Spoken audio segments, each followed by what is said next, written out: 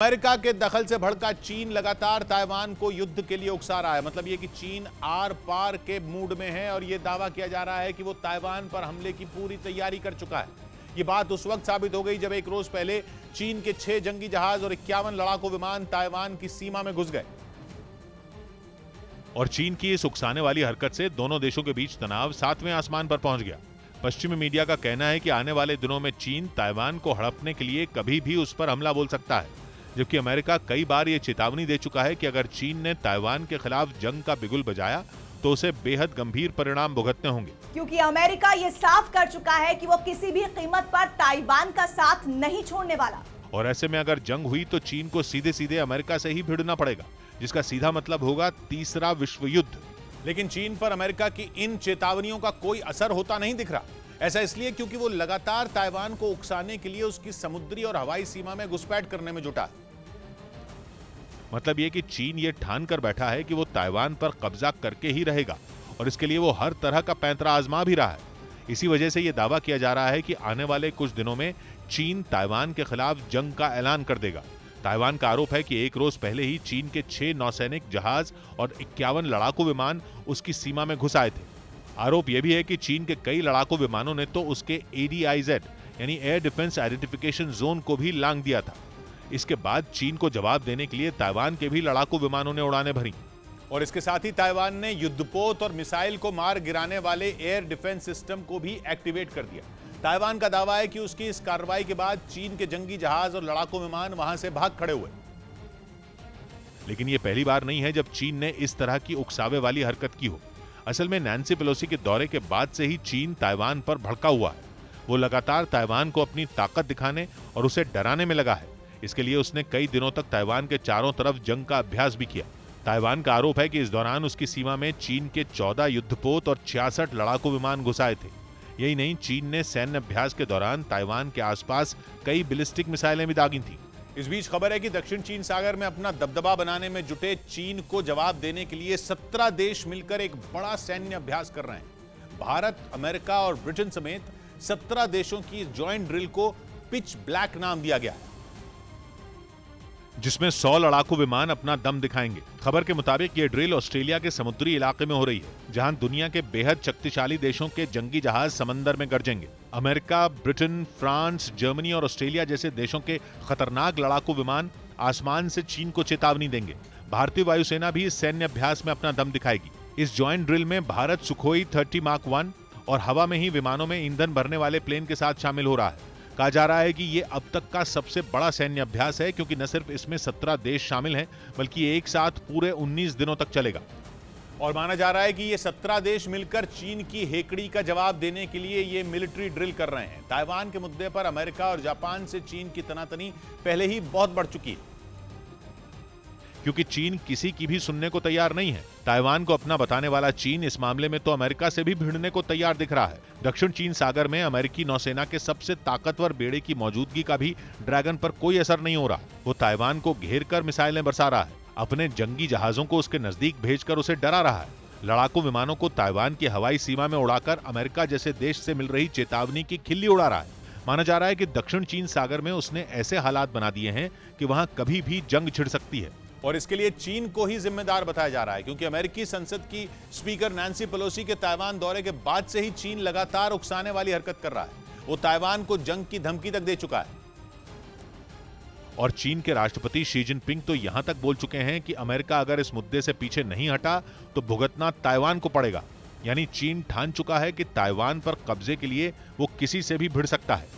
और माना जा रहा है कि चीन की इसी सनक ने दुनिया के 17 देशों को एक साथ आने के लिए मजबूर कर दिया है। हालांकि सभी देशों ने यह साफ किया कि पिच ब्लैक मिलिट्री ड्रिल का चीन से कोई लेना देना नहीं है, लेकिन इसमें शामिल ज्यादातर देशों की उससे किसी न किसी बात पर तनातनी बनी हुई है। ऐसे में माना जा रहा है कि चीन से चिढ़ने वाले देश इस जॉइंट ड्रिल के जरिए उसे अपनी ताकत दिखाने की कोशिश जरूर करेंगे।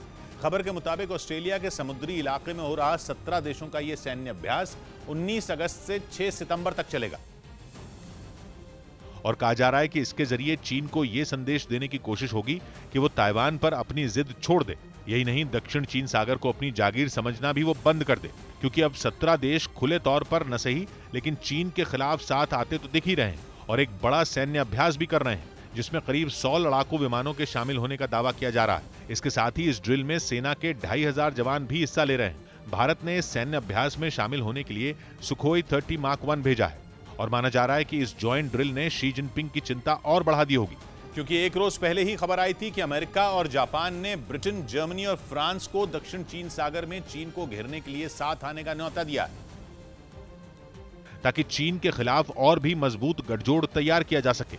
और खबर है कि अमेरिका और जापान के न्योते को तीनों देशों ने कबूल भी कर लिया, क्योंकि हांगकांग के मुद्दे पर चीन से नाराज ब्रिटेन ने अपने एयरक्राफ्ट कैरियर क्वीन एलिजाबेथ और उसके स्ट्राइक ग्रुप को उसके खिलाफ तैनात करने का फैसला किया। और सिर्फ ब्रिटेन ही नहीं, जर्मनी भी चीन को सबक सिखाने के लिए अमेरिका और जापान का साथ देने जा रहा है। वो हिंद महासागर और उसके आसपास के इलाके में अपनी नौसेना को तैनात करने की योजना बना रहा है। इसके साथ ही खबर तो ये भी है कि फ्रांस भी अब जापान के पास अपना युद्धपोत तैनात करेगा। उधर खबर आई कि चीन और जापान के बीच हुई बातचीत में चीन ने जापान को धमकी दी कि वो उसके आंतरिक मामलों से दूर रहे। मतलब ये कि चीन ने जापान को ताइवान के मुद्दे पर बोलने से रोकने की कोशिश की, क्योंकि पिछले कुछ महीनों से जापान खुलकर ताइवान के साथ खड़ा दिख रहा।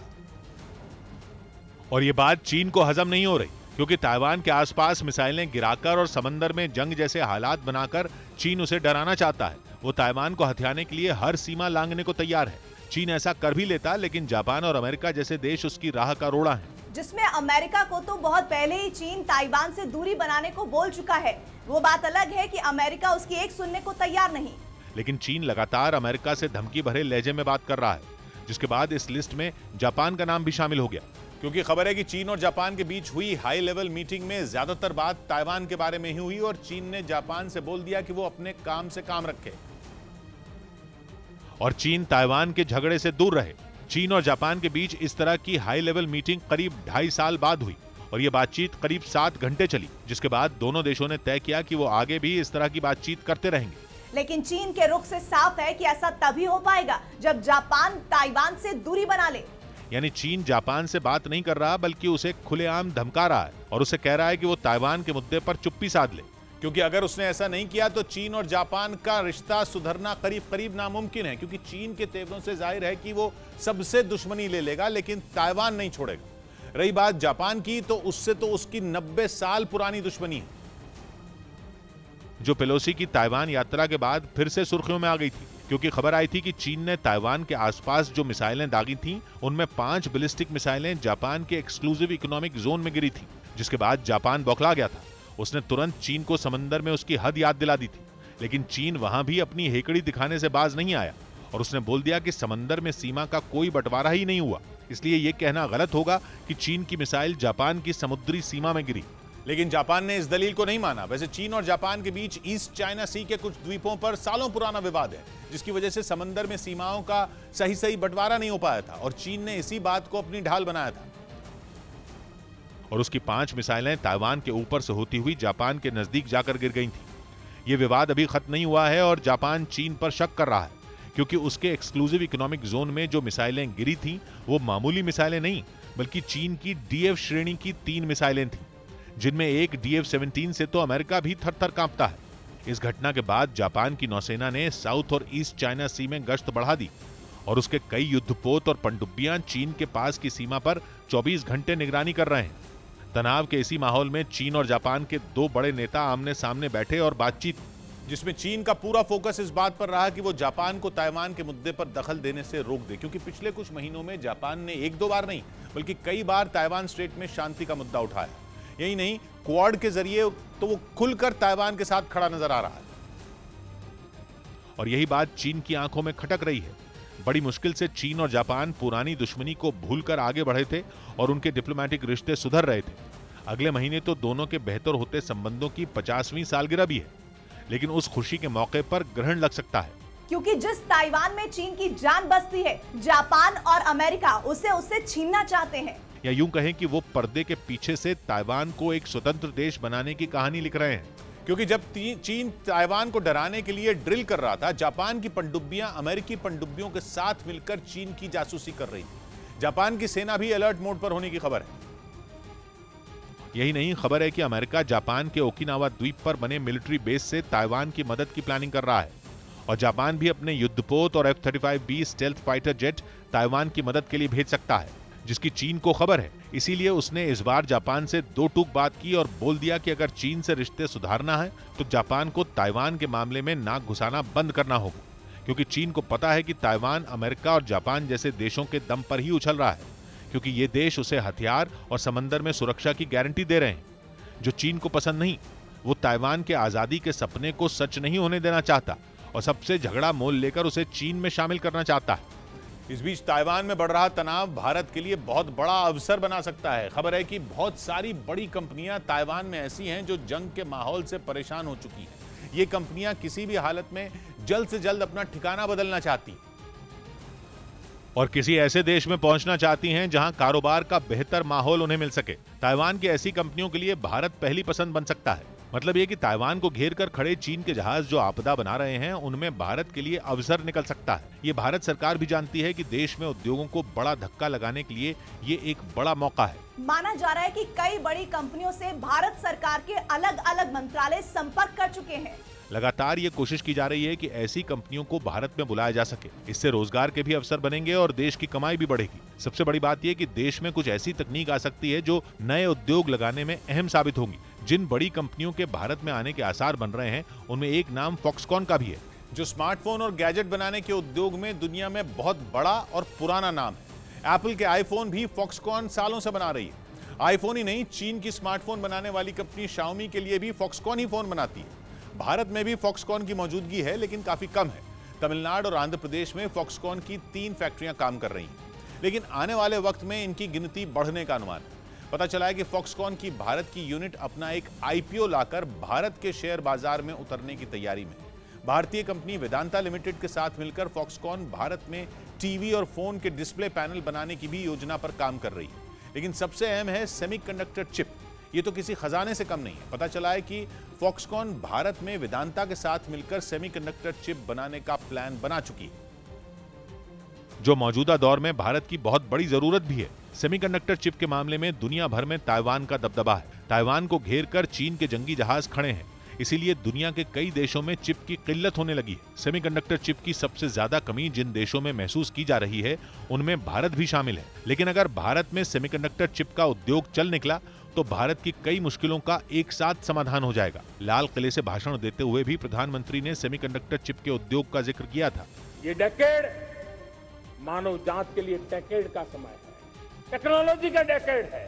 लेकिन ताइवान में बना हुआ तनाव भारत के इस मकसद को बहुत जल्दी हल कर सकता है। सेमीकंडक्टर चिप एक ऐसा छोटा सा पुर्जा है जिसके बिना किसी भी गैजेट का बनना मुमकिन नहीं है। चाहे स्मार्टफोन हो या लैपटॉप हो, वॉशिंग मशीन हो या माइक्रोवेव हो, गाड़ी हो, सेमीकंडक्टर चिप के बिना सब बनने मुश्किल है। और जैसे जैसे दुनिया में आर्टिफिशियल इंटेलिजेंस की तकनीक का इस्तेमाल बढ़ रहा है, सेमीकंडक्टर चिप दुनिया की बड़ी जरूरत बनती जा रही है। इसीलिए भारत सरकार की कोशिश है कि वो सेमीकंडक्टर उद्योग को भारत में लगाने के लिए निवेश को बढ़ाए, ताकि मौजूदा हालात का फायदा उठाया जा सके। खबर है कि भारत सरकार 1000 करोड़ डॉलर यानी करीब 80,000 करोड़ रुपए का budget production linked incentive scheme के तहत मंजूर भी कर ली। माना जा रहा है कि सेमीकंडक्टर चिप का उद्योग 2026 तक 30,000 करोड़ डॉलर यानी करीब 24 लाख करोड़ रुपए को पार कर जाएगा। 2200 करोड़ डॉलर यानी करीब 1.25 लाख करोड़ रुपए का निवेश तो अकेली ताइवान की कंपनी फॉक्सकॉन ही करने वाली। माना जा रहा है कि सेमीकंडक्टर चिप का उद्योग रोजगार के करीब 2 लाख मौके बनाएगा, जो भारत के लिए बेहद अहम साबित हो सकता है।